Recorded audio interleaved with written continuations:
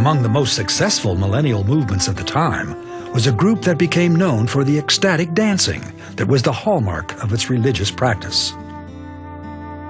The Shakers actually started in England with a small Quaker group who believed that this time of the coming of Jesus was near at hand, very near at hand, and one young lady who was particularly gifted in speaking rose up to become the leader of this small group. Her name was Anne Lee. And they started their colonies in various parts of New England. Eventually they had 22 colonies. Many of these became quite large. Anne Lee came to believe that she was, in fact, the second coming of Christ in person, and her group started to accept her as that. So they started living it. They started living the millennium. Their lifestyle was complete communism.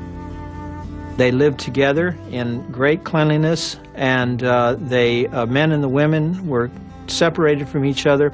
It was kind of a monastic order in a lot of ways. Their services were famous for being, shall we say, exotic. Because there was no sexual relationship between the men and the women, there was the need for some outlet for their enthusiasms and energy, and the dances apparently served those purposes. The practice of celibacy released Shaker women from childbearing, giving them a freedom that ordinary 19th century women did not have.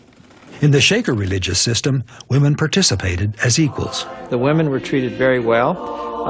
The men and women shared the work equally.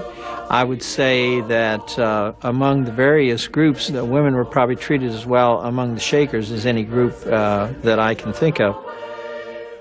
The Shaker population peaked in the 1830s, but their adherence to celibacy limited their growth, and their numbers steadily decreased during the remainder of the 19th century.